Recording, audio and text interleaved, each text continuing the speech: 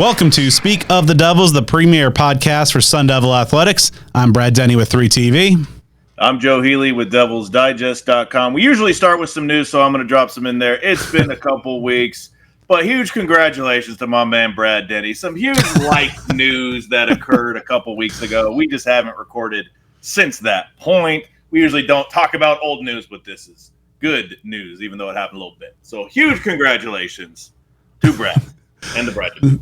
Oh, thank you. Yeah, it's been quite a great year, and hopefully a ton of great years ahead with Andy. So thank you very much. So the personal news was big, and also some big news for the Sun Devils in recent weeks that we will break down here as well. And of course, whenever we record, Joe, news always breaks the day of, and perhaps this one, while the actual headline itself might be one of the worst kept secrets in Tempe, is of note because ASU has been without an athletic director for about 6 months, maybe a little bit more than 6 months since Ray Anderson was removed from office.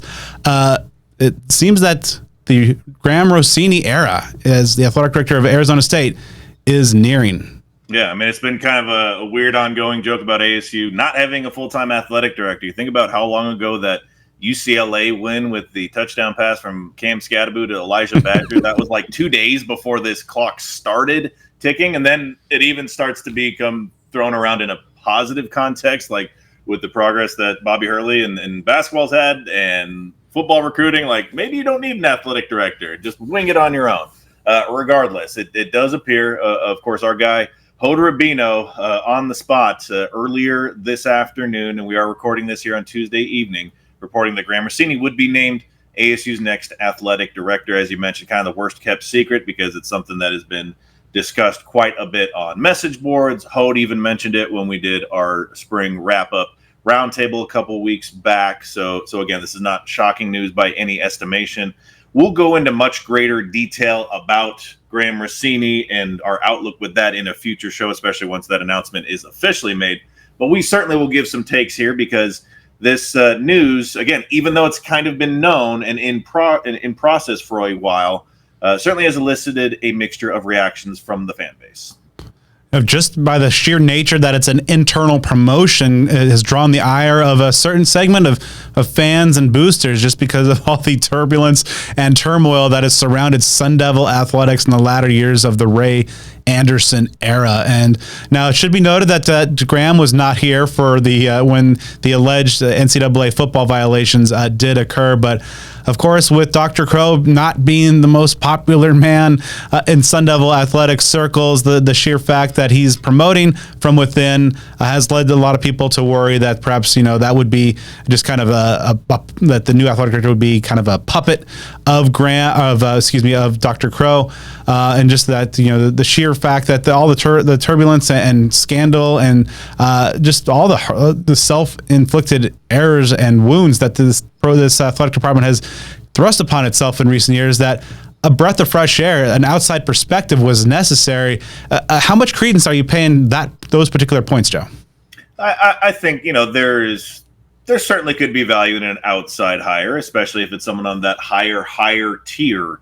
Guys like David Benedict or Rocky Harris that have been thrown around, and we don't know how plausible those options would be. I know that there are a lot of stories going around about, obviously Benedict was in the Phoenix area for Connecticut, playing some high-level basketball here and meetings that did not occur, etc. So, that, again, adds fuel to the fire in the fan base who did not want to see an internal hire.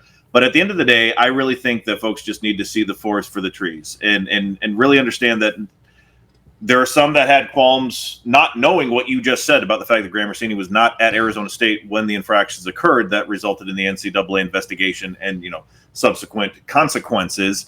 I think that's a big deal because there are some folks that said, I don't want the AD to come from that staff. There's someone that was here and, may or may not have known about things or whatever the case may be. That is not even a factor there. So I think that's something that you can scratch from the list. I also think it's unfair and short-sighted, a little sloppy, just to assume that because a person has worked for certain people, that person is going to be a carbon copy of those other people. I know there are a lot of folks, the puppet, like you said, or crony, or whatever word to describe that sort of situation. We've heard them all in a short span of time here on Tuesday evening. I just don't think that's going to be the case. I've spoken with Graham on several occasions. He is someone that's very, very relatable, a brilliant, bright guy, not someone that is going to be condescending and have to prove to everyone that he's the smartest guy in the room every time that he speaks, hypothetically, if that stuff were to happen. So again, I think that relatable element of things, I think that you'll see that, and I'm confident that you will. Again, we don't know when this is going to be made official, so by the time you're listening, this sort of thing could actually have already come to pass. But I really think that when he has like an opening press conference, that folks will get fired up. I don't know if it's going to be on like Todd Graham level press conference. I mean, that's kind of the top tier, Mount Rushmore of like intro press conferences that change people's mind in a heartbeat. But I think that just to hear his ideas and the kind of person that he is something that folks will at least hopefully tip the scale from, okay, I'm against this, to where, okay, I'm maybe cautiously optimistic, or at least I'm just going to back it. If folks can get to that point to where it's just not a series of complaints or, oh, we're screwed. I mean, I've seen a lot of different takes here. As long as it's not bad, as long as it's just, hey, I'm going to give this a shot, then I think that that's a valuable thing. And then, because again, I think very, very highly of the person. I believe that he has some ideas that can come to fruition and some innovative thoughts that can be huge, and that can be examples of how his way of business is different from the the individual that came before him. That is the faith that I have in what appears to be up ahead for Sun Devil Athletics. And then, of course, at the end of the day, folks got very excited about the hires of head coaches like Kenny Dillingham, like Willie Bloomquist. What do they have in common? ASU alumni. No head coaching experience before they came to Arizona State.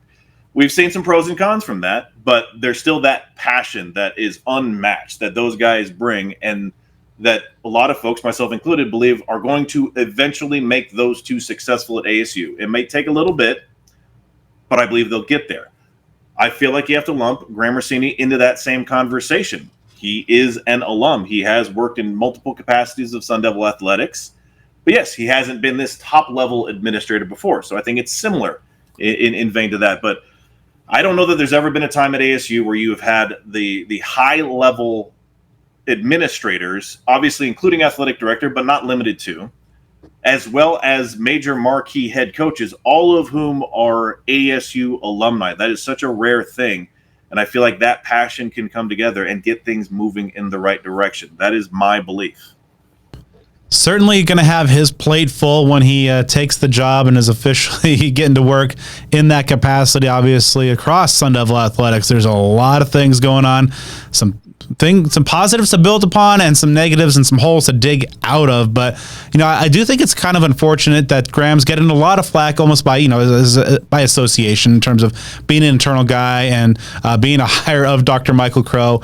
Again, just, kind of one of the more unpopular guys in Sun Devil fan circles. But I think when you, as you alluded to, Joe, when you have Graham's resume and you actually take a look at what he's been able to do, and then you throw in the Arizona State alum ties there, you're going to have a guy who's got a good, intriguing skill set and the drive and the motivation to do well. And just like you said, and just from everybody I've talked to and my limited interactions with him, just in terms of the person he is just a top tier person. So you have all the elements in play for a situation that could work. There's obviously no guarantees. You don't know if this is going to help turn around and maybe awaken the sleeping giant or whatever metaphor you want to use. But I think that, like you said, hopefully this is a point where A, the job is filled with somebody, but also B, that folks are going to give him a chance to get to work and really kind of build Sun Devil Athletics towards a brighter future. And obviously a lot of folks have the question, which you brought up, and is a valid question of why in the world did it take so long if it's an internal hire?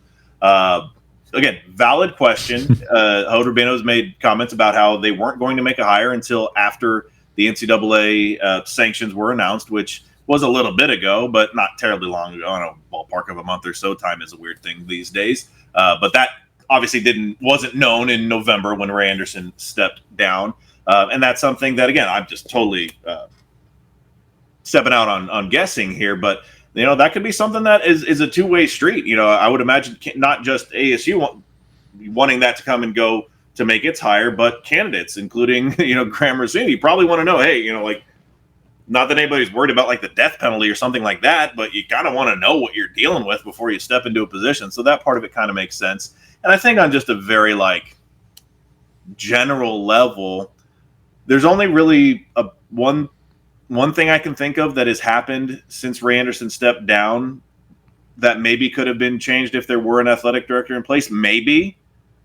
And the only thing I can think of is Bob Boban leaving for Texas. I mean, have there really been, and it's kind of a rhetorical question, but also not, like, have there really been major things that have occurred or needed to have occurred and didn't over the past 6 months that ASU desperately needed to have an athletic director in place? I don't think so. So I'm not necessarily saying it's a good thing that it took that amount of time. But again, if we see the forest for the trees, because I think it's so easy for a lot of folks to just get all rambunctious about things just for the sake of it. It's been 6 months. Let's go crazy. All right. Maybe we can chill on it. Let's lose our minds because it's an internal hire. Okay. Maybe there's actually value to it. So again, hopefully this just allows some cooler heads to prevail. And I certainly hope that Sun Devil fans get on board with it. You can treat it honestly, evaluate it honestly. But I personally prefer not to approach it with the mindset of like, I dislike you and you need to prove yourself to me. I think the alternative that's more appropriate is, you know what, I got your back. I'm going to give you a shot. I don't know what this is going to turn out to be because none of us do, but I got your back and I'm here to support it, and we'll see. And hopefully that comes to fruition. So as Joe said, we'll be taking a deep dive into Graham Rossini once he is officially named the new Arizona State athletic director. And obviously it'll be a pretty important day in the history of Sun Devil athletics. But before we dive into a look at the red hot Sun Devil baseball team, of which, of course, Graham Rossini has a deep history with DevilsDigest.com reporter Scott Sandulli. Let's take a look at some of the new faces that have joined the Sun Devil football team through the transfer portal, and perhaps most importantly, filled the roster currently with their 84 scholarship limit. Now, of course, as we touched on in our last episode, with the NCAA's discipline handed down, one of the elements was a one scholarship reduction for this season. So ASU will have 84 instead of the traditional 85. Now, as we talked about in our post-spring practice roundtable, ASU coming out of spring had a need at quarterback with just two scholarship guys, Sam Levitt, who exited spring as the leader in the clubhouse, and veteran Trenton Bourguet. So obviously needed another arm in that quarterback room. And Kenny Dillingham and Marcus Arroyo made one that has a pretty extensive resume in the sport. Some good moments, some bad moments, and I know some fan bases out there have some interesting thoughts on Jeff Sims, who began his career at Georgia Tech before playing last year at Nebraska. Dual threat guy, 6'4", 220. A lot of very intriguing physical tools, but a guy who made 23 starts for the Yellow Jackets, completed 57% of his passes during that tenure. 30 touchdowns, 23 interceptions, ran for 1,100 yards and 11 scores during his time. But things did not go well, Joe, last year in Lincoln. Just one touchdown, 6 picks, made 2 starts for Nebraska before finding the bench there. What should Sun Devil fans think about Jeff Sims? Because I've seen actually one of the interesting things on social media is like how the rival views things. And I saw a lot of Wildcats just really happy about this move. And so I'll keep with the theme of the show, seeing the forest for the trees and making sure that you apply context to it and understand what you're dealing with in that regard. And I think that that's massive with this, because I think it's a very different conversation as pertains to Sims if you're talking about him being a viable candidate, not talking about injuries or anything like that. Like at this particular point, that he's going to enter fall camp as a viable candidate to be the starting quarterback. That is a very different conversation than he's being brought in for a veteran presence. Obviously, he's going to compete to start, but there isn't necessarily the expectation that he will do that unless he were to, really turn heads in fall camp. But he's there to add depth where depth is necessary. He adds further experience in addition to a guy like Trenton Bourguet. I mean, like you mentioned, he has well over 1,000 career rushing yards in the ballpark, about 5,000 career passing yards. He has athleticism. He can redshirt, which I think is just something to keep in the back pocket of consideration here, because it's Trent Bourguet's final season, and there could be a scenario where ASU doesn't need to run 3 scholarship quarterbacks out there, at least not for more than 4 games. So again, just something to keep in mind there. He may not necessarily just be like a one and done kind of a short-term rental type of guy. So again, that's where I land on it. If you're looking at him as a backup competitor, then I think that this is a valuable addition, and it can add substance and value to the program. Now then, if he is a starting caliber option and plays like he did last year at Nebraska, but is still in the conversation for starting, that's when I think you start to get concerned. So we will see how things develop over the coming months, and as we get into the season, where this falls on that spectrum.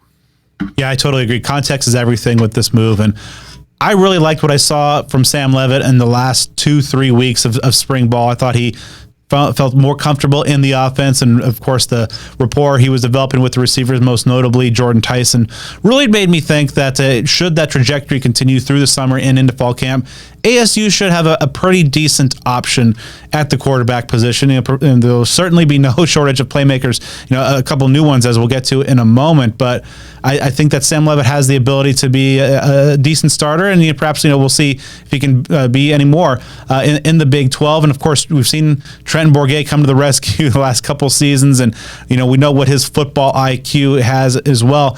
So I do think that Jeff Sims brings a lot of interesting things, and we've seen a creative offensive mind like Kenny Dillingham get pretty wild last year, and maybe add some interesting packages with a guy who has that dual threat ability like a Jeff Sims, and maybe he's kind of a situational piece, and also if he is called upon to start due to injury or ineffectiveness, he's a guy who has some experience and won't be necessarily phased for the moment. So I think ASU is a team that should be in contention for a bowl eligibility. And so if Leavitt does not perform, or if he gets dinged for a little bit, you maybe don't feel necessarily too bad, because you have a guy who's done it at a high level, done it at the ACC, or at least started and put up some decent numbers, if not spectacular. But I think it's a good quality piece, and I would say having a couple of veterans in there as well with some different skill sets, I think also is a pretty good piece to add, kind of given the quarterback market and where ASU probably is at this point in the post-spring window. Yeah, I mean, they had to get somebody. I mean, that's really it. So that's kind of your first thing. No one should be mad that ASU went out and got a quarterback in this late stage of the transfer portal window. Just where ASU is, it's just not very realistic to expect that they would go out and get like that top caliber guy. Now, granted, obviously a lot of those ones weren't even available for this session of the transfer portal, so the options were limited. What I know, I did a quick skim, and according to Rivals transfer rankings, at the time he committed to ASU, Sims was somewhere in the ballpark of like the top 5 to 7 rated quarterbacks that were available. The reason that there's some variance is when I looked, there were guys that had committed places, and Rivals hadn't noted that yet on their profile, but it was somewhere in that ballpark. It was like no more elite than 5, no wide open than 7. So I feel like if you're getting a top 5-ish caliber quarterback, at least according to this recruiting service, that's available at the time, that's about as good as you could really expect. So you bring in, again, a guy with experience. I mentioned on the Huddle, Devil's Digest, talking about this very topic, about how his experience can kind of be a blessing and a curse. Like you could bring in, let's say if they would brought in someone who is a redshirt freshman who is a 4-star, a guy like a Sam Leavitt type of player, someone that played a little bit. There's not much done at the college level, but he has some intriguing recruiting pedigree. Some people might look at that and be like, wow, he was a 4-star. He hasn't got much of a shot, but that's really exciting. Whereas you got a guy that's got multiple years worth of experience, which needs to count for something. But given the fact that he's turned the ball over quite a bit, had some erratic play, that knocks against that as well. So again, blessing and a curse. But again, at the end of the day, they needed to get a quarterback. It's good to get one with experience. And you can't look at too many of these guys as more than 1 year certainties, right? So even if he happens to redshirt and he stays here 2 years, or he has 2 years of college eligibility, you don't know how that's going to pan out because of the transfer portal. So, once again, I don't think it's something that folks need to get too, overwhelmingly emotional about. unless it's a situation like I mentioned a moment ago where he is largely in the starting equation and is performing at a level that resembles what he did at Nebraska. Again, it's one thing if he's in the starting equation, but he's stepping up his game quite a bit, and Kenny Dillingham being this magic quarterback whisperer and he's Bo Nixon him or something like that. But if the other scenario is the case, then that's concerning. So folks don't need to be angry about everything. I think that, again, the right setting, there can be value that this adds to the program. So what folks should not be angry about are these next two additions no matter who, whether it's Levitt, Bourget, or Sims, is at quarterback. They'll have some intriguing weapons because, of course, we talked about how loaded ASU's backfield was coming out of spring. Even with the departure of George Hart III to the transfer portal, still looked pretty deep and pretty talented with a good number of very talented guys with differing skill sets. Well, ASU decided to add to an area already of great strength when Alton McCaskill, who is coming over from Colorado, made his mark at Houston. He decided to become a Sun Devil. 6'1", 200-pound running back. Most notably at Houston, burst onto the scene in 2021, winning the conference's Freshman of the Year award, rushed for nearly 1,000 yards, scored 18 touchdowns. Unfortunately, was sidelined all of 2022 with an injury. Played in 4 games last season and took a redshirt for Colorado as he continues to work his way back. But with that, he has up to 3 years of eligibility left on his resume. But a guy who obviously has shown an ability to produce big-time numbers at the FBS level. Yeah, this is like a third time's the charm situation for ASU football and him, because ASU recruited him quite a bit out of high school, playing ball in Texas. Recruited him as he was transferring from Houston. Obviously, he chose Colorado. And then third time being the charm, recruited him now. Got him. This one was very surprising to me, not in a negative way, because if there's just about any position group really on the roster and certainly on the offensive side of the ball that you figure that not only did they not need any additional players, but would high caliber transfers want to come here with such a stacked depth chart? That running back would be that position.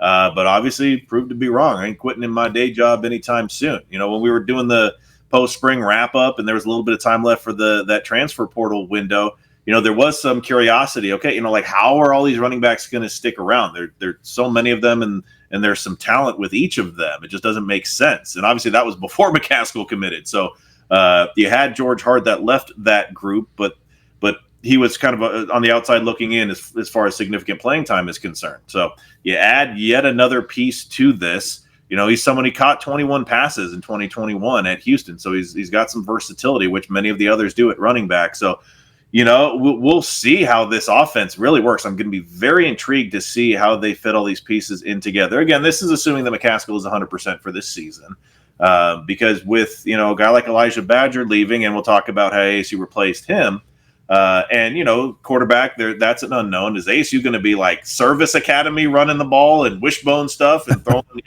3-4 running backs out there at any given time and splitting them out and things like that? Yeah, you have the opportunity to get weird. So this one, again, very intriguing, but this could fly under the radar and be significant, whether it's this year or beyond, because as you mentioned, he's got a few years of eligibility. If they were going to run out the wishbone, it's too bad that George Hart left, because he was recruited by Navy to play quarterback several years ago, so that would have been an intriguing fit. But it's definitely a good time to be Sean Iguano. We're just so many backs at your disposal, of course, led by Cam Scadaboo coming back. But after this year, Scadaboo and DeCarlos Brooks will be moving on, having exhausted their eligibility. But a lot of good options. But Joe, you mentioned that, of course, with Elijah Badger moving on in the portal, ASU did make a move to bolster their wide receiver room, even without Badger. We talked about it in our post-spring episode. The depth there was pretty good. A lot of intriguing guys, led by, of course, presumptive new number 1, Jordan Tyson. But ASU brought in a guy who has some old ties to Kenny Dillingham back when Kenny was the Seminoles offensive coordinator. Former Florida State and most recently Penn State wide receiver Malik McClain is now a Sun Devil. 6'4", 205 pounder, a guy really known as a good blocker, a willing blocker, and of course that's probably music to new wide receivers coach Hines Ward's ears. 6 catches, 71 yards last year at Penn State, 33 catches in the couple years prior at Florida State. I mentioned the Dillingham connection, a former 4-star prospect who has a year plus a red shirt left. Yeah, and it feels like a couple dominoes had to fall for McLean to come to the forefront of ASU's hit list, so to speak, for recruits, specifically Keon Graves, who's Chandler High product, who transferred away from Ohio State, visited ASU, and folks were thinking that might work out, and he committed to Cal, which turned some heads, to say the least. So, again, some dominoes at the wide receiver position fell for this to be the case, but you needed to add somebody with that departure of Elijah Badger. It just made sense to do so. McLean, it was a while ago, but he was a 4-star caliber recruit. As you mentioned, he had 33 catches, almost about 400 combined yards, 5 touchdowns in his 2 years at Florida State. So, he can contribute, has shown the ability to do so. Now, is this someone that you think is going to go out there and, catch 50, 60, 70 passes? Probably not even 25 or 30 in all reality. But if he gives you some blocking and some depth there, that can add value. He's someone that has 1 year playing eligibility plus a red shirt to use. So, barring an injury, it seems like the likely scenario is he's someone that comes in for this year, adds what he can to the offense. If that's in, maybe as much of a blocking role as it is a pass catching role, then so be it. So, of course, that puts ASU up at the 84 scholarship limit that they will be facing this upcoming year. And so while the offense got some nice boosts at the skill position, Joe, were there any positions that you thought they should have added, rather? Because of course, we talked about they were already loaded at running back, and they had some pretty good depth at wide receiver. They needed a quarterback, of course. But should they have spent those other 2 positions elsewhere, in your estimation?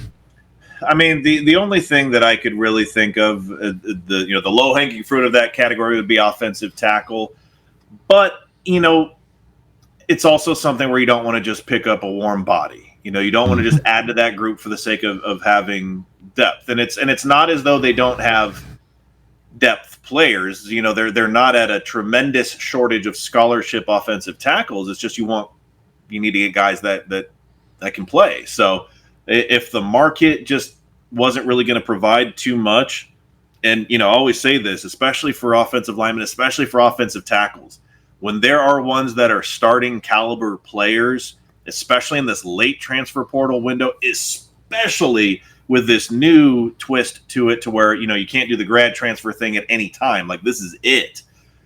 Guys are going to be worth their weight in gold if they're a starting caliber offensive tackle.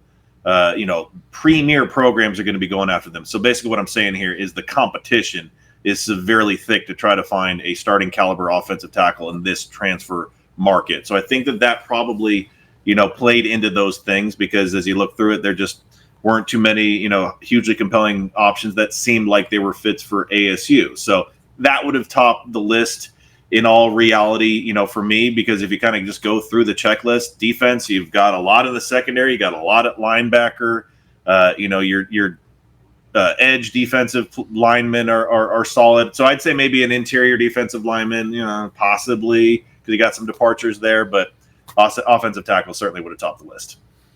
Yeah, I agree. It was probably a market that was probably a little too competitive for the Sun Devils. Of course, they have, some interesting options at tackle, though. As we talked about in our roundtable post-spring episode, I still have some concerns there. But if you can get a healthy Emmett Boley, a healthy Bram Walden, you might have some solutions there, and you might feel pretty good, especially along with some of the versatile guys along that line as well. And I think the only other position perhaps that you might have addressed is along the D line, but you brought in Jamon Tapp, Zach Swanson from Texas as well. Tight end, of course, with being pretty short numbered, they were able to address that early on in this most recent portal window. So, right, barring right now is a kind of a surprise, perhaps summer move or whatever, your 2024 Sun Devil roster seems to be locked in place, and that's something we'll probably be taking a nice deep dive into over the summer. Yeah, and just as far as like a very high level overview of it, and it goes hand in hand with the question we just discussed, is there really aren't any position groups that you look at and say, wow, they are really undermanned at those positions. And again, the quality of the positions and the capability of performance remains to be seen. but there just aren't any. It's not like there's one starting quarterback and then a true freshman and then walk-ons, or some example where it's like, okay, this position group just doesn't. You're really concerned about the personnel, whether it's quality or quantity.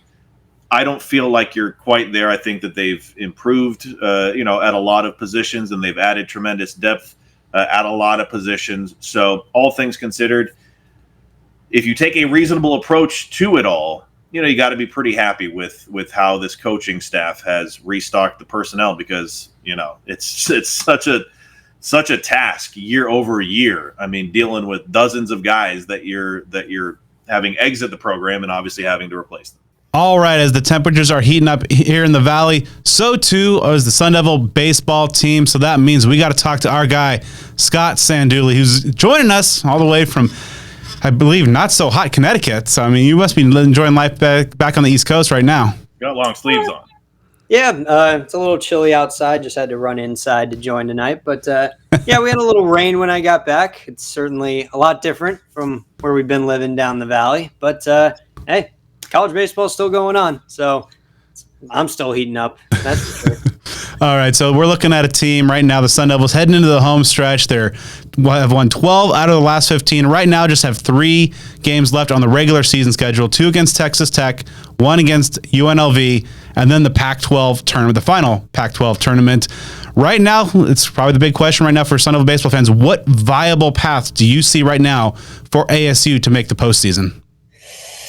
Well, viable, Pac-12 tournament championship is probably what you're looking at this rate. It's they've got the substance of wins and they're playing well at the right time. The problem is there's a lot of losses and there's some bad ones in there. You look at getting swept by Washington State, and that's really the big highlighter of this all, dropping midweeks to New Mexico, Cal State Fullerton, Utah Valley. Those are just games you can't really lose in a position that ASU is in, being you're not an SEC or ACC school and you're not going to have the greatest RPI. I mean, ASU is sitting at, I think it was 82nd in the RPI this morning. And from last year, I believe it was no team inside the top 50 missed the NCAA tournament. ASU was 54th last year at 32-23. Of course, had that late season slide where everything went AWOL. But another stat that I think kind of factors into this, it's called ELO, which measures recent play and recent form, kind of in accordance with the players you got. And in that case, ASU's in the low 40s right now because they're playing hot. A lot of guys are playing well, and no team inside the top 50 of that stat missed the field last year as well, but no team inside the top 50 of that had an RPI in the 80s, as ASU does right now. And so there's a lot of comparable resumes that you could talk about with Cal and Utah, respective Pac-12 teams. ASU swept Cal but lost 2 or 3 to Utah. Those are 2 teams that, in my opinion, are on the absolute cut line right now.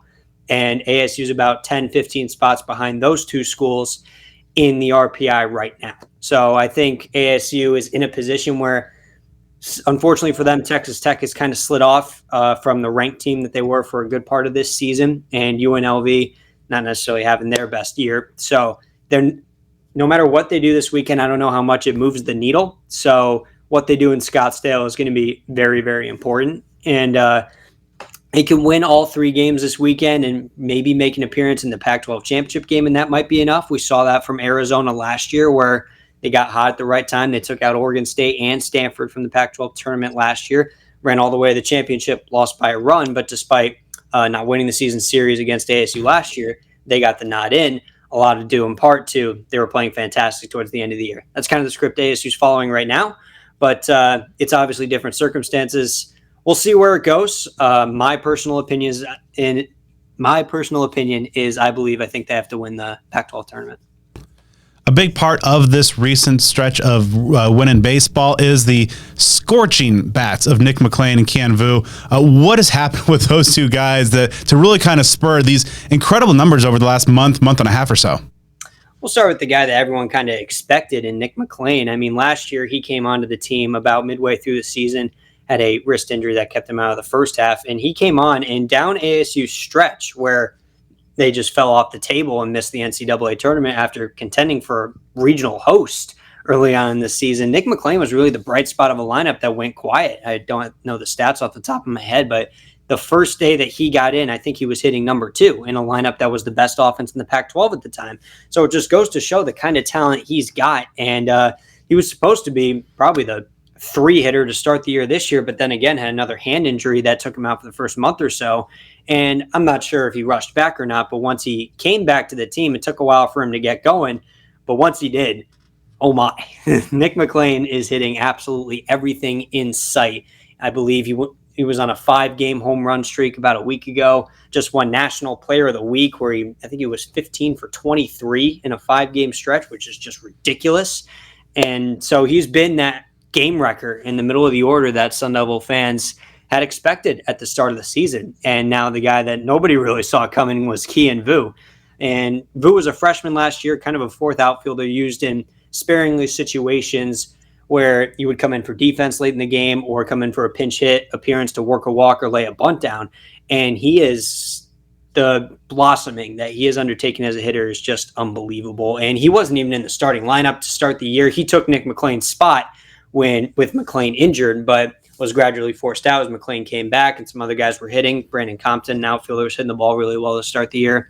But Kian Vu kind of worked his way into the lineup when Bloomquist was looking for a shift towards the end of March when the team was stumbling a little. And another guy that's just hitting everything in sight. I mean, he went from a 4th outfielder to I think he was hitting 459 at his highest qualified spot, which was 2nd in the entire country. He's since tapered off a little bit, but he's still a fantastic table setter with the bat in the 2-hole, great defense as well. And from the left-handed side, just a pure hitter. He can get you a single. He can put one in the gap. He can put one 50 feet over the wall.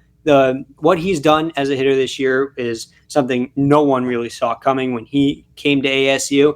And it's definitely been a joy to watch. Those 2 bats have really been the spearheads of ASU's 12-3 run. So aside from those 2 headliners, what else has enabled ASU to have the recent successes that it's had? You kind of look at it's a whole lineup performance, and I think a lot of credit has to go to a guy like Steven Ondina, who was a shortstop that came to ASU late in the transfer portal last year after the departure of Luke Hill, was brought in for his defense from FIU, and over the year, his bat has just gradually come along, and it's come apart in a power way, which really nobody saw coming. And I believe he's hitting close to 300 right now after he was down around 250 for a lot of the year, hitting in the 9-hole almost exclusively, but he's become that table setter for the top of the order for Willie Bloomquist. And looking at his stats now, the home runs have started to go in the last couple of games. He hit 2 at the Sunken Diamond at Stanford the other day, so that's 6 on the year. That was not expected out of him at all. And so him, along with second baseman freshman Ethan Mendoza, who came in just as a singles hitter, he's starting to find some extra base hits as well. So it's just the lengthening out of the lineup. Brandon Compton started to hit the ball a little bit better. We saw what he could do at the beginning of the season. Kind of went through the freshman lull that Bloomquist talks about a bit. He's gotten going again. Jacob Tobias has been more consistent. Ryan Campos is Ryan Campos at the top of the order. So it's just a full lineup effort that's really putting it together. And aside from Connor Markle, the Saturday starter, who's been as reliable a Saturday starter as you can really get at ASU, Ben Jacobs has filled in for the Friday spot for Thomas Burns very, very well. A sophomore transfer from UCLA, left-hander. He throws some pretty good gas up there, 93, 94 miles an hour. Strikes out a lot of guys. He gives up some home runs here and there, but he'll throw strikes and he'll put pitches past guys. So ASU looks to have 2 established starters that can go get them 5 innings. They've got 6 or 7 guys that are going to hit the ball every night. So that's been the formula to success that Willie Bloomquist envisioned at the start of the season, and here it is, probably at the best time. So talking about that formula for success, what coaching adjustments have been the most significant out of Bloomquist, whether that's in that February-March timeframe when things are getting a little rocky or, recent weeks when things have been a lot better? What have you seen? What's been noticeable in that regard? Well, the players have told us that the coaching staff, Bloomquist, pitching coach Sam Peraza, and others have kind of taken a step back off the clubhouse. And I'm not sure if it was like a micromanaging thing at the start of the year, but Bloomquist has just let the players kind of start to do their own thing after there were a lot of team meetings and kind of rallying points after they got off to that stutter step start. And since then, Bloomquist has just let the players go about their business. He'll give them the game plan. He'll give them everything they need to do.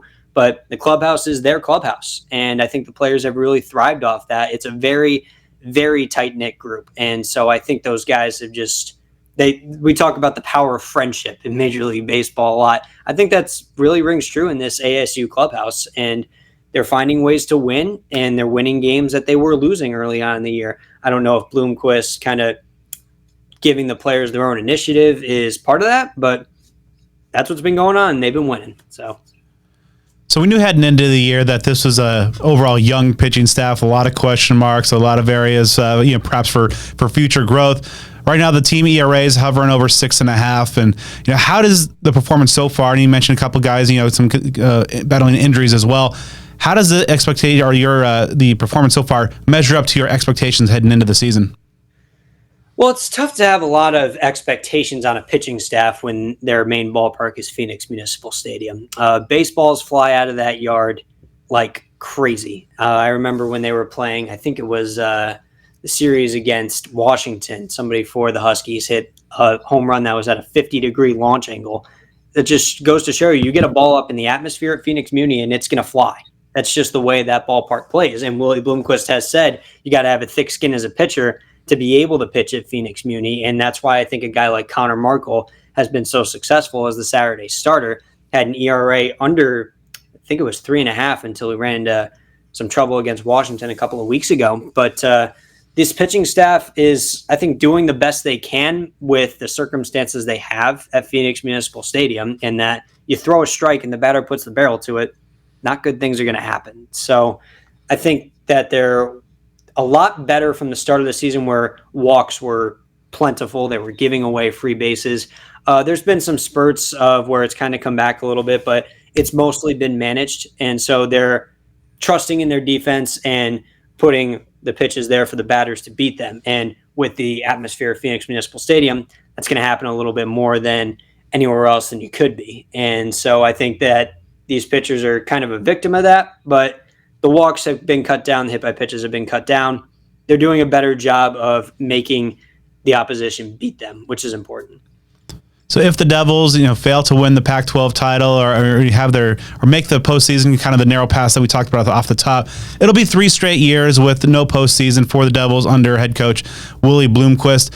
Do you think that would perhaps put any kind of pressure, heat on his seat, heading into 2025, or do you think that this kind of growth of spurt and maybe a hot finish 2024 might stave that off? Well, Willie Bloomquist, at the end of the day, is Sun Devil royalty. He's one of many faces of a program that's won 5 national championships, one of the most storied college baseball programs there is. So I think automatically he's got a lot of leeway than almost anybody else would have. If Tracy Smith had gone his first 3 years at ASU without making the tournament, I don't know if he would have been fired, but his seat would have been hotter than what Willie Bloomquist would be on right now. But should ASU not reach the field of 64, I'd imagine obviously the pressure and the ante rises. I don't think it would be enough to the point where his job could be in danger for the aforementioned reason, but also because, like you said, Brad, this season, as it's gone on, they have gotten drastically better, and there's a good core of young talent that Bloomquist and company have recruited that makes it seem like there's a bright future for ASU baseball. And they'll always kind of have that cushion of 5 national championships in that they'll always have the prestige of Arizona State, one of the premier West Coast baseball programs. And I think Bloomquist has used that to his advantage in recruiting some really talented kids. And if you keep on going through these next few years, I think it has the chance to really develop to put ASU back on, I don't know about absolute national power like it was in its glory days, but they can definitely find themselves back in the rankings, competing to host regionals. We saw it last year before an unfortunate 3 weeks ended their season prematurely. So it's definitely in Bloomquist's leadership. I think he's taken drastic leaps in how he manages a game, how he coaches his players. So I think the improvement from him is there. The improvement in recruiting is there. And once there's some more leadership in terms of administration, the athletic director search, I think the baseball program under Bloomquist can certainly improve and continue to improve. And I don't think it's cause, even if ASU misses the tournament this year, for his job to be in any danger at all.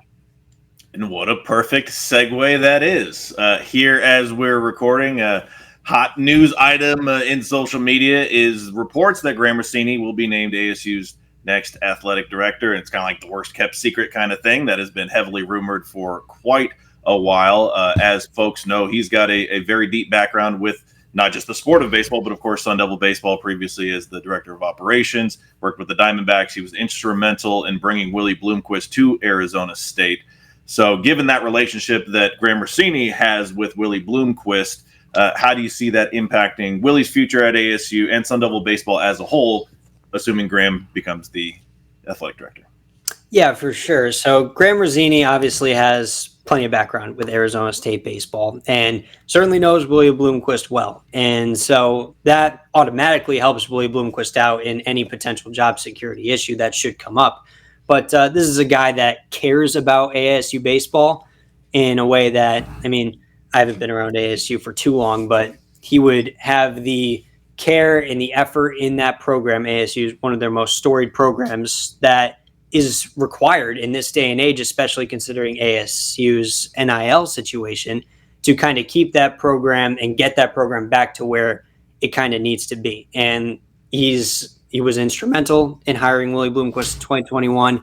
I believe it was over 20 years working with the MLB and the Arizona Diamondbacks, helped bring the All-Star game to Arizona. I think it was in 2011. So he's got a lot of influence and he can make a lot of things happen in the baseball realm specifically. And I think his previous relationship with Willie Bloomquist, whatever it may be, could be a real big point to re-put an emphasis on Sun Devil baseball in a way I don't think we have seen really since they were a consistent contender for Omaha 20, 25 years ago. All right, so you mentioned the good young core that ASU has right now and a lot of the young guys that are really kind of stepping up and making their mark on this season. Now, of course, going to put the caveat out there. This is the portal era, so not necessarily going to put what you have to say in ink right now. But right now, what kind of a core and young guys do you see coming back in 2025 as continuing the growth of the program in their own games? It's a good question, Brad, but I think when you look at this team now, obviously the seniors that you'll lose will be a little bit of a blow. Don't remember them straight off the top of my head, but you have draft prospects in Ryan Campos and Nick McClain that certainly can hear their names called rather early in this summer's MLB draft. And with the way Campos has been consistent all season and how Nick McClain is swinging the bat like everyone thought he would, I think their draft stocks are pretty much as high as they can be right now. So both of them have a commitment to Arizona State and they really do care about this program. But I believe that both of them will likely at least test the draft waters and see what they can get out of it. They get a good enough signing bonus, which both of them should. I think they have a good chance to go pro ball. But you look kind of throughout the rest of the roster, and you'll still have a guy like Jacob Tobias, who's been a performer since he stepped on ASU's campus in 2022. Brandon Compton showed really good flashes of what he can do early on in the year. Kian Vu can be back for another year as well with what he's been doing as of late. That's a bet you can put. You could set it and forget it in left field. Center field is the two-hitter. Isaiah Jackson, he's got so much potential on offense and defense. Starting to put it together with the bat a little bit more. The batting average is starting to increase with the consistency with him. So he could potentially come back as well. So there's a lot to like in terms of the lineup, and almost forgot New Contradas, who was supposed to be the starting third baseman on opening day. He's played all of 8 games, but he'll be back next year and healthy, at least ASU hopes. And you go and look at the pitching staff, you'll lose Connor Markle, but you'll get another year out of Thomas Burns. Hopefully he'll be fully healthy. Ben Jacobs has proven himself to be pretty darn good as a spot Friday starter. I think he's earned himself a weekend spot next year. And there's some more talent in the arms. Freshman Wyatt Halverson, Cole Carlone, Jaden Alba. Those guys can throw some gas. If they can just hone it in, I think they can be pretty good contributors as well. And Ethan Mendoza as a freshman, he's really broken out with the bat, and he's made some strides with the glove as well. And so that's a core of guys that's talented enough to where you can use the transfer portal and you can use high school recruiting to mesh it around them, and in my opinion make a pretty successful roster, despite the fact that you're going to lose your best starting pitcher and I would say likely your 2 top hitters. So if we take a very, very early look ahead to the 2025 season, obviously a lot is going to be different when that time comes around.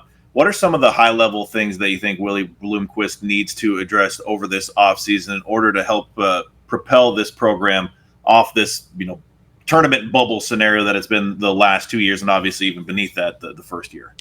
I would say it's just the everyday consistency. We saw the first year was a little bit of a wash because Bloomquist that wasn't a lot of his players, and a lot of that team got injured. It was a really good year for the Pac-12. Kind of everything went wrong as Willie Bloomquist took his first head coaching job in baseball. And 2023, where he had a lot of his guys and they had a lot of talent with the bats, we saw it at the start of the year. They were a very good team. They were beating very good teams. Took 2 or 3 from Oregon State, who ended up playing in a regional. They were competitive with Oregon as well. And they produced a second-round draft pick that year in Luke Keeschel. And so they just missed out on the tournament because of a bad 2 weeks at the absolute wrong time. And that's kind of the nature of the beast in college baseball, especially when you're not playing in the SEC. You don't really get the benefit of the doubt. And then it's kind of been the reverse so far in 2024, where you started off to stutter step and you had 4 or 6 weeks where you just couldn't find any consistency. Now you're starting to find it at the right time. We'll see what happens with that as we get down the stretch here. But I think he's starting to figure out what it takes and for what his players to do to win games consistently. And one of the big pillars of that is Ryan Campos and the way he goes about his business and leads that locker room by example. If he goes, obviously that'll be a big loss. But I think it's year 3, and in a year where injuries have hurt them, they've played a rather challenging non-conference schedule. And I think there's been some factors that have kind of hampered on ASU. Phoenix Muni, the fact that no matter who you play, they're going to score runs on you too. It's kind of a double-edged sword in that case. And ASU can find a way to get that consistency towards 2025 and further, because they've now seen a year where nothing went right, a year where a lot went right, but it just fell off the wrong time, maybe because of inexperience, the schedule picked up, and then a year where a lot more has gone wrong as well. So I think they haven't necessarily had the best circumstances to truly have that just straight run season where you're 20 games above 500 and easy lock for the NCAA tournament all the way. But what they're doing right now is giving them a lot of confidence that not only can they finish this season strong, but that it's given them kind of the notion of what it's going to take to have these kind of strong starts, which came from last year, and then put together the strong finish such as this year. Sun Devil fans are passionate, perhaps none more than ASU baseball fans, and it's been a up and down few years for them. Overall, when you kind of look at top to bottom at this Sun Devil baseball program under Willie Bloomquist, how do you think those fans should feel about kind of the near-term future and trajectory of Sun Devil baseball? If you ask me, I believe it's a bright future for a lot of things that I've discussed earlier. Like there's a lot of talent in the core that can be coming back in the next few years. The recruiting has shown that it's gradually picked up. Last year they brought in the number 2 transfer class in the country. This year I think it was a top 25 high school recruiting class. And so they got a lot of talent in that clubhouse. Willie Bloomquist is getting more experience as a head coach and as a manager. ASU's NIL situation hopefully continues to get a little better. And now with an administrator in place like Graham Mazzini, who really cares about this baseball program, I think those are all factors that can really play into Sun Devil baseball making a resurgence in the next few years. And that really can be highlighted or really sparked by what they can do to finish off this 2024 season. Well, Scott, always great talking some baseball with you. And, of course, there's a program that is never dull. And as things kind of wind down to its thrilling conclusion, we'll be sure to catch up soon. Absolutely, Ken. Looking forward to it. So part of ASU putting together what is currently ranked the number 1 recruiting class in the Big 12 for the 2025 cycle, Dajon Hinton of Saguaro High School, which of course has produced a number of notable Sun Devils over the years, recently committed to stay home and play for his hometown university. He's able to catch up with Dajon and talk about what it means to play for his hometown team. All right, let's start off with the big question. Why was Arizona State the right place for you? There's a lot of reasons why, but the main reason was probably had out of the whole staff, the strongest connection was obviously my former head coach, Coach Mons, but Kenny Dillingham treated me as family as well. So, and he's the head coach, so that's like you can't ask more out of a head coach, but a good relationship. getting to know the program, getting to know Coach Dillingham, what was your kind of vibe and read on just the culture of the program and the things that he's trying to build here in Tempe? He's trying to keep in-state talent here, which is good because before he was there, wasn't really looking into in-state kids. But every time I go there, the players, they treat each other as family, and so you can easily say their culture is really family heavy. What is it like to be heading to a university that is finally placing kind of a priority on local guys like yourself? It's something special, and I believe in what he's doing, and we're gonna flip it around with the in-state kids and the other kids that are not in-state. So he's just building something that should have been built a long time ago, which is a great thing. So what's in your opinion, what's your read on kind of Arizona State's reputation locally among, like other elite local guys like yourself, how that reputation has evolved since Kenny Dillingham's got here? Ever since he got there, he's been trying to build a great relationship with the top prospects. And if they're not known as the top prospects, just ballers. So he's doing his job with the in-state kids. So. What is as you gotten to know not just the Arizona State football program, but Arizona State as a university, what kind of jumped out to you in terms of what ASU can offer you both on and off the field? Well, I like that they have a business program because I'm more than a football player. I want to get into finance and stuff, and they have that, and just a great environment that's around. Like I live 5 minutes away, so I could just walk over and just get a feel of the environment, and it's nothing like home. You mentioned, of course, Jason Mons and making that reunion here with the Sun Devil program. What's it like just kind of, getting to work again with Coach Mons? And also, what makes him such a successful head football coach? When he's a coach, he coaches more than just football. He teaches valuable life, and that's what he did at Saguaro.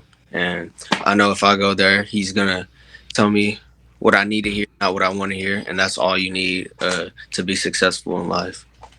Now, as a local guy, how much appeal does it have to be, one of those potential hometown hero type guys, a Chase Lucas, DJ Foster, N'Keal Harry types? How appealing is that to you to have that potential to do that up and rep for your hometown?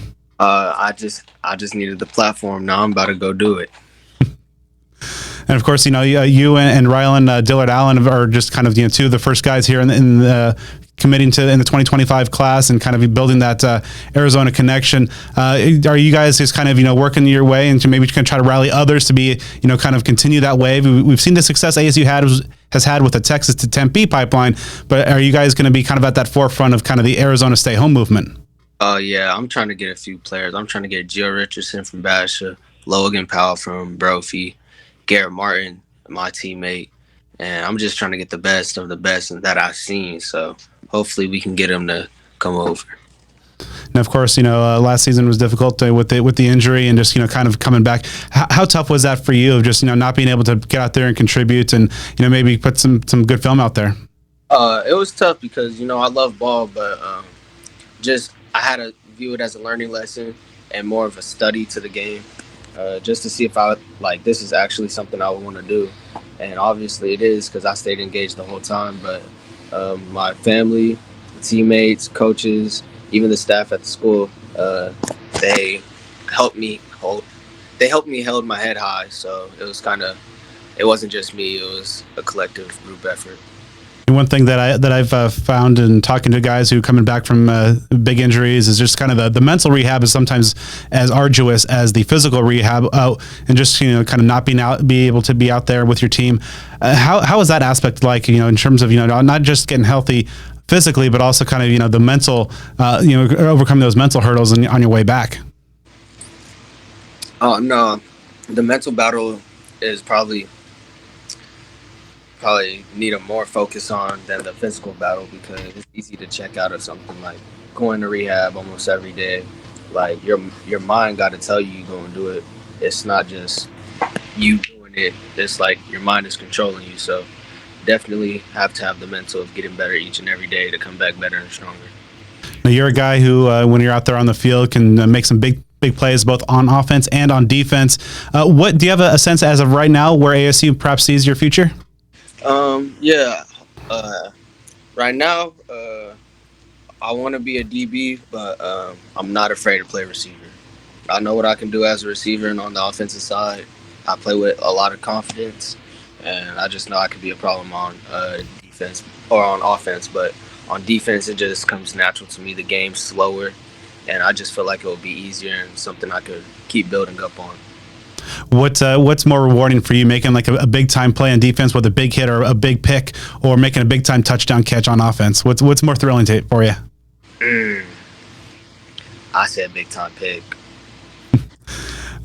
So any ASU fans who might not have seen you in action, what give our viewers and listeners a scouting report. I guess in your case, kind of two ways. What kind of skills do you bring on the defensive side, and what kind of skills would you bring on offense? On the defensive side, I bring a lot of knowledge. I play fast, I play physical, and I play confident. That's the main thing. For both sides, I play confident. And I like to express myself on the field, so you're going to see a lot of energy on the field, for sure. All right, and obviously, when you're looking ahead to this, final season for Saguaro, what are some of the goals you have for yourself? Obviously, really help the team win. So whatever follows along with that, I mean, that's all I can ask for. And I just want another championship before I leave. And then, when you're looking ahead to, your college career is on the horizon, what are some of the things that you want to work for and towards this season, in terms of improving your game and getting ready to make that jump up to the next level? Be more of a vocal leader and inspiring my teammates. Because I know if I could do that, then I wouldn't be afraid to do it when I walk into ASU. And that's going to do it for this episode of Speak of the Devils. I'd like to thank our guests, Dajon Hinton and Scott Sandulli. Of course, it is the off season for most Sun Devil sports, but that certainly does not mean that the news is going to be slowing down, because this is, of course, always something university. We'll be staying with you all off season long with fresh content and fresh looks at all your favorite Sun Devil sports. Make sure you stay with us on the social media side of things. You can follow the show on Twitter at SOTD Podcast, on Instagram at Speak of the Devils. Subscribe on YouTube, like us on Facebook, and give me a follow on social at BDenny29. And you can follow me at Joe Healy 42. Huge shout out and big thank you to our sponsors. First Jones Auto Group. Go out and buy a new vehicle. Take care of yourself with the good people at Jones Auto Group.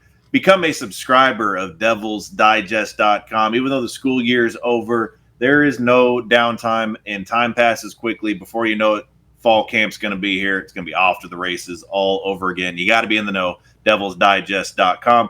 Get shopping at Cactus Sports. As you might have seen, I have been praying for this day for a long time. The Iron Devils shirts, those are available. I very graciously received one, got hooked up from Joe Conley, of course, strength and conditioning coach. That thing, for a guy who lifts weights like me, it's always been like that, that white whale of like, man, I want that shirt, but it's only for the people in the program. They are selling that. So if you like me and you like some iron, get you an Iron Devil shirt, a bunch of other merchandise at Cactus Sports. Burrito Express, you got to support them, all their locations. You might have seen on social media that they're out supporting Sun Devil Wrestling with some gift cards, to help support the program after yet another successful season. We know Angel and family over at Burrito Express, they support Sun Devil Athletics as much as any business out there. Same can be said for our good friends at Spaghetti Shack. Support them, their locations. I saw they got a little love there from the Arizona's family, if I'm not mistaken. I recently saw some things with James Reddit, right? Yeah, featured on Jamie's Local Love. The spaghetti taco got prominent airtime throughout our newscast last week, and well-deserved as well, because those things are just absolutely delicious. I still need to have one. I have plowed through a great deal of the rest of their menu. I still need to do that. So hold me accountable, folks. And then lastly, of course, but not least, our very good friends at Sun Devil Family Charities, which help support those from the Sun Devil community who have financial needs due to medical issues. You can check them out online at sundevilfamily.org. As well as homefieldapparel.com. Make sure you shop their news collection, which includes 3 new Arizona State pieces, 2 baseball pullovers, and a brand new hat. They are absolutely sharp. You might have seen them teasing earlier this week, some of the other schools. ASU's drop is absolutely phenomenal. It's coming out this Friday morning, and you can use offer code SOTD23 at checkout at homefieldapparel.com for 15% off your first order. Make sure you, once you're done supporting our amazing sponsors, to drop us a 5-star review on the podcast platform of your choice. Joe and I will be back probably pretty soon as we break down the new leader of Sun Devil Athletics.